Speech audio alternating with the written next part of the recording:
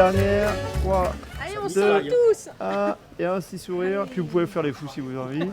Une petite photo pour immortaliser un grand moment, celui d'une journée passée pour ce groupe d'agriculteurs de Sainte-Rose sur le site de l'Arme et Flore à Bas-Saint-Martin à l'occasion des rencontres agrofertiles.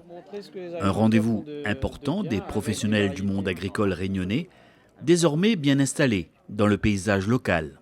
Les agrofertiles, c'est le moment où on va parler technique. C'est le moment où tous les organismes qui travaillent dans l'agriculture à La Réunion font un point d'étape et disent voilà où on en est de nos travaux d'expérimentation, de nos travaux de recherche sur les problématiques qu'on rencontre, nous, sur nos territoires.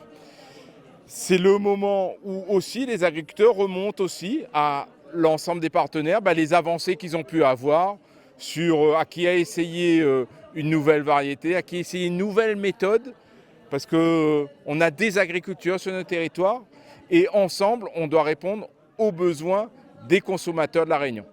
Membre du tout nouveau groupement d'intérêt économique et environnemental de Sainte-Rose, Marie-Noëlle Apavou-Poulet est venue s'informer sur les techniques de lutte biologique efficaces contre Tuta absoluta, un petit papillon ravageur et très friand des cultures de tomates. Dès le départ, nous, on n'était pas vraiment pour les pesticides déjà, pour commencer. Et l'année dernière, qu'on a eu l'attaque de Tuta absoluta, j'ai essayé mécaniquement de l'éliminer. À la masse, c'est pas possible, quoi. En fait, au début, on arrive à la canaliser en effeuillant, en ébourgeonnant, en brûlant, enfin tout ça, en mettant à l'extérieur. Mais à un moment donné, la Tuta, elle prend le dessus et elle entre dans les fruits, elle fait ses galeries partout, dans les fleurs, partout. Donc à un moment donné, j'ai été dépassée et j'étais obligée d'enlever la culture, tout simplement. Hein. Donc on a tout perdu. Moi, j'ai calculé, j'étais à 50% en moins que l'année d'avant, quoi. Hein. Donc c'était une grosse perte. Une situation catastrophique qui a poussé Marie-Noëlle à adopter des solutions de lutte alternatives en utilisant notamment des insectes auxiliaires, des techniques biologiques efficaces que l'Arme et Flore teste en vraie grandeur dans ses serres.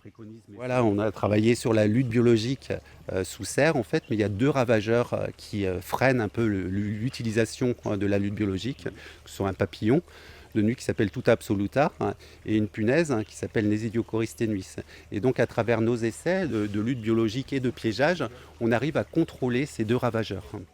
Ce petit ruban, c'est ce qu'on appelle de la confusion sexuelle. En fait, c'est une phéromone qui va empêcher les mâles de rencontrer les femelles, en fait. Et donc, il y aura moins d'accouplement et donc moins d'œufs pondus sur la culture. Dans cette serre, il teste plus précisément la Nesidiocoris volucère. Oui, Nesidiocoris volucère, du coup, qui est une petite punaise prédatrice qui lutte contre Tuta absoluta. Nesidiocoris volucère ne lutte pas vraiment contre Nesidiocoris tenuis. Non, Nesidiocoris volucère lutte contre Tuta absoluta et alerode et aussi Thrips sur tomates. Des insectes très utiles qui permettront ainsi à Marie-Noëlle de continuer à produire de belles tomates sans aucun pesticide chimique. Moi, je fonde de grands espoirs là-dessus parce que tout dépend de cette technique de lutte intégrée pour ma future école, quoi. Donc, on va dire mon revenu dépend de ça, presque, là. Ça ne dépend pas que de ça, mais une bonne partie dépend de ça. Donc, si je peux lutter contre cette Tuta qui m'embête un petit peu, je serai contente, quoi. Voilà.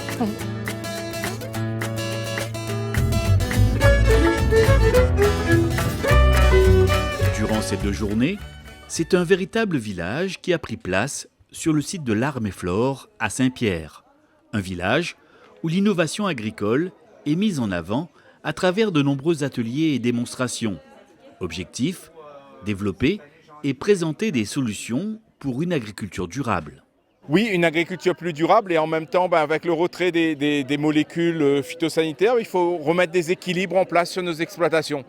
Ce n'est pas une science exacte, c'est quelque chose qui se fait par petites touches. L'Arme et Flore contribue avec l'ensemble des partenaires pour aider les agriculteurs à continuer à produire tout en respectant la réglementation européenne et surtout en continuant à avoir un revenu pour leur permettre de vivre de leur production. Comment combiner les méthodes de lutte contre les ravageurs et les maladies des cultures? C'est ce que présente sur son stand Rachel Grindorge, responsable du pôle protection des cultures tropicales et biocontrôle à l'Armée Flore. Ce qu'on avait déjà fait comme expérimentation, c'était vraiment supprimer les produits chimiques de synthèse. C'était dans un projet, le projet Défi XP Stop. Et il manquait, à mon sens, un petit maillon à l'échelle de la culture. Comment optimiser l'utilisation de produits qui sont déjà disponibles sur l'île, de produits alternatifs, on va dire, les produits de biocontrôle. Et l'idée, c'est vraiment d'optimiser ces produits-là, montrer qu'ils ont une efficacité parce qu'ils ont des utilisations un peu particulières, que ce soit en termes de conservation, d'utilisation avec la température, l'humidité, etc. Et donc de voir comment les rendre plus efficaces pour qu'ils soient intégrés à l'échelle d'une rotation culturelle. L'Armée Flore travaille également avec d'autres partenaires sur un projet d'envergure, le projet Réminat, qui signifie en clair « Restauration des milieux naturels ». Et nous, on travaille sur le volet agricole. Donc c'est un projet qui a été mis en place et qui a débuté vraiment en 2024 avec le parc national, l'université et le CIRAD. Donc c'est un projet qui vient dans la continuité du projet Gaillard.